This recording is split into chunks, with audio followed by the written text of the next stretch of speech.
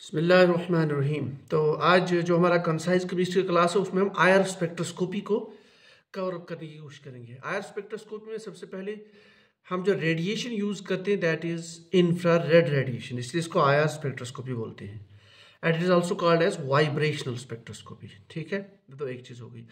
दूसरा, what happens when the IR radiation interacts with the matter. What happens when the IR radiation interacts with the matter. अगर matter ने IR radiation absorb की, molecule ने IR radiation absorb की, it lead to change in the vibration of the molecule. Vibration मतलब to and fro motion. ठीक है, तो vibration का मतलब ही होता है या तो बॉन्ड एंगल चेंज हो जाएगी मॉलिक्यूल में या तो bond length. So molecule undergo change the vibration, मतलब इनिशियली अगर मॉलिक्यूल ग्राउंड स्टेट में है, उसकी वाइब्रेशन कम है, after absorbing energy it vibrates faster. ठीक है, so that's basically the IR spectroscopy. Now तो आईआर स्पेक्ट्रोस्कोपी में सिंस आईआर की जो एनर्जी है वो ज्यादा होती है in comparison to the microwaves जो हमने लास्ट क्लास में पढ़ा था। And microwaves are associated with what they do is the rotational change. तो आईआर रेडिएशन जब भी मॉलिक्यूल एब्जॉर्ब करता है so it's accompanied with rotational change also. तो आईआर स्पेक्ट्रोस्कोपी में वाइब्रेशनल चेंज के साथ it's accompanied with the rotational change also। Rotational change जिसको हमने कल पढ़ा रोटेशनल स्पेक्ट्रोस्कोपी में। So now let us stick to the vibrational spectroscopy. Now पहला पॉइंट इसमें आता है कि वाइब्रेशनल स्पेक्ट्रोस्कोपी में कौन कौन से molecule which are IR active. तो आईआर एक्टिविटी के लिए कैरेक्टर क्या है, means for any molecule to absorb the IR radiation or any molecule to be active in the IR, what is the criteria? Criteria is change in the dipole moment। ये बहुत ही important question है, change in dipole moment। Microwave spectroscopy में it was dipole moment, यहाँ पे change इन dipole moment. यहाँ पे जैसे HCl molecule तो पोलर है so it will be active in the IR, लेकिन कोई मॉलिक्यूल ऐसा भी होगा विच इज नॉट पोलर लेकिन it can be active in the IR। For example methane molecule, means methane type molecule, मतलब जो पॉलीएटॉमिक मॉलिक्यूल्स हो। तो पॉलीएटॉमिक मॉलिक्यूल्स में अगर वो molecule initially which is not active, लेकिन it is possible that during the course of vibration its dipole moment can change। Now if it is dipole moment changes it's active in the IR spectroscopy।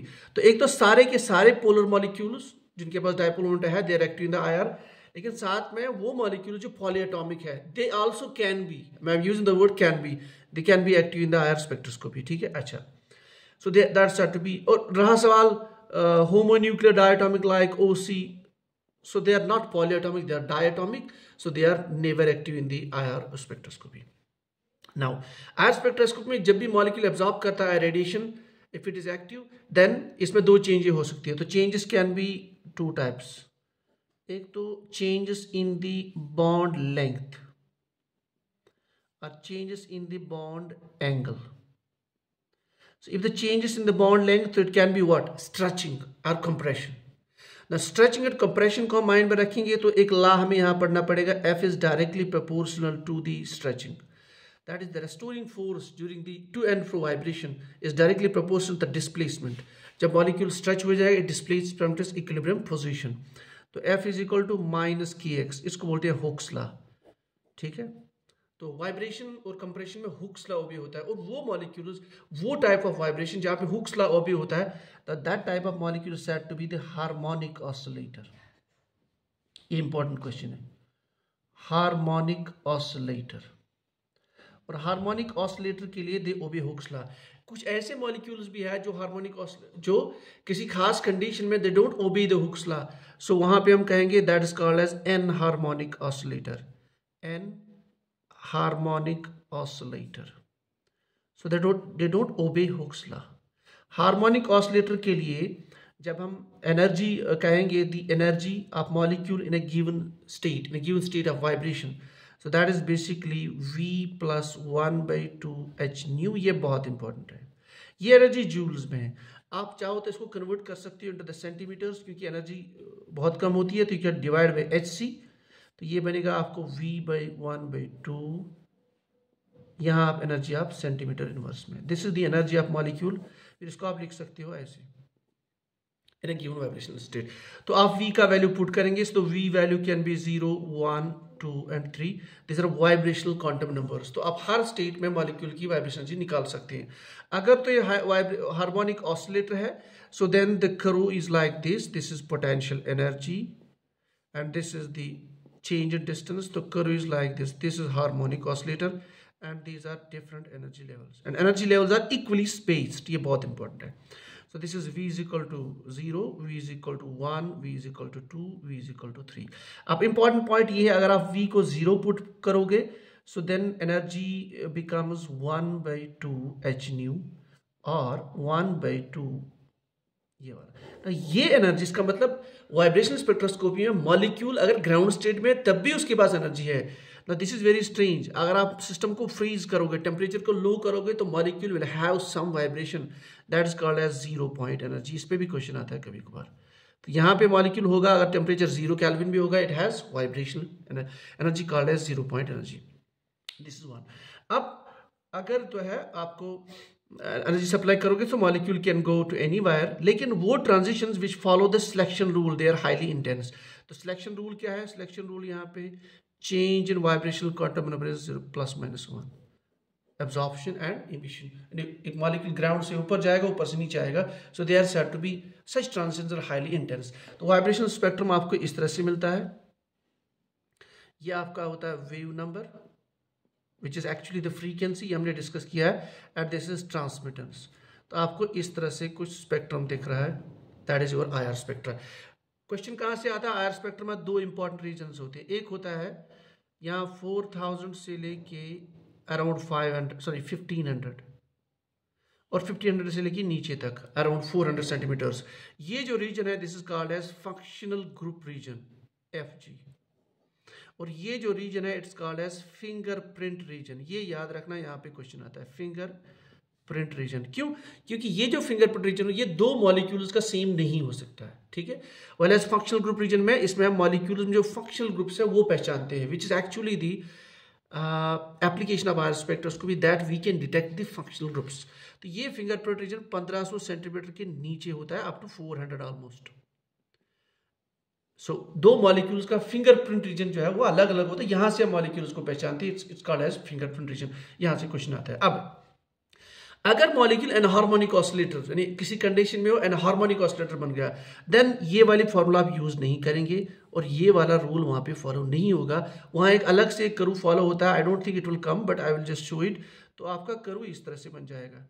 ये देखिए, ये molecule यहाँ पे आप deviate हो जाता है, और इसमें जो रोटेशन एनर्जी लेवल्स है वो इक्वली स्पेस्ड नहीं रहेंगे, वो क्राउडिंग हो जाएगी। यानी जहां से ये कर्व डिविएट हो जाएगा, तो दे स्टार्ट क्राउडिंग, ठीक है। While as in the harmonic oscillator energy levels are equally spaced, ठीक है। ये भी इंपॉर्टेंट क्वेश्चन है। अब कमिंग टू द क्वेश्चन, जहां क्वेश्चन है दैट इज वाइब्रेशनल फ्रीक्वेंसी। एक मॉलिक्यूल वाइब्रेट हो जाएगा, what is the frequency? So the frequency of vibration is given by 1/2 pi k, that is the force constant, divide by mu, that is the reduced mass. ये frequency अगर आप centimetre inverse में convert करना चाहते हैं, this is hertz, तो you have to divide by hc, ठीक है। You have to sorry c। तो आप लिखेंगे vibrational frequency centimetre inverse is equal to 1/2 c k by nu, so that is your centimetre inverse. तो आप कहेंगे vibrational frequency is directly proportional to k and inversely related to under root of what's your reduced mass. तो जैसे for example आपका CC bond है, C double bond C है, और C triple bond C है। क्योंकि यहाँ ट्रिपल बॉन्ड है, तो इसका फोर्स कांस्टेंट ज्यादा होगा, तो वाइब्रेशनल फ्रीक्वेंसी का वैल्यू यहाँ ज्यादा होगा। फिर this and then this, so it's key likely reduced mass. जैसे अगर आपके पास FH है, देन यू हैव FCl, तो जिसका मास ज्यादा होगा उसकी फ्रीक्वेंसी ऑफ वाइब्रेशन कम होगी। इस तरीके से भी आपकी प्रॉब्लम आ सकती है, लेकिन utilize this formula, okay. Then moving to the important rule, that is, इस फॉर्मूला से क्वेश्चन और आ सकते हैं।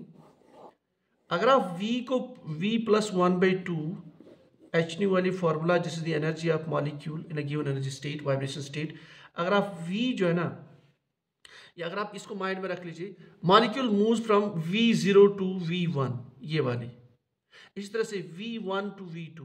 देखिए नॉर्मली टेम्परेचर जो हमारे पास होता है ना, वहाँ most of the molecules are present in the ground state here, ठीक। तो इसलिए ट्रांजिशन नॉर्मली V0 से आपका मॉलिक्यूल V1 में जाएगा। इनको बोला जाता है fundamental transitions. So the vibrations are transitions. Vibrations can be fundamental. Fundamental transitions are vibrations which take place from V is equal to 0 to V is equal to 1. They obey the selection rule.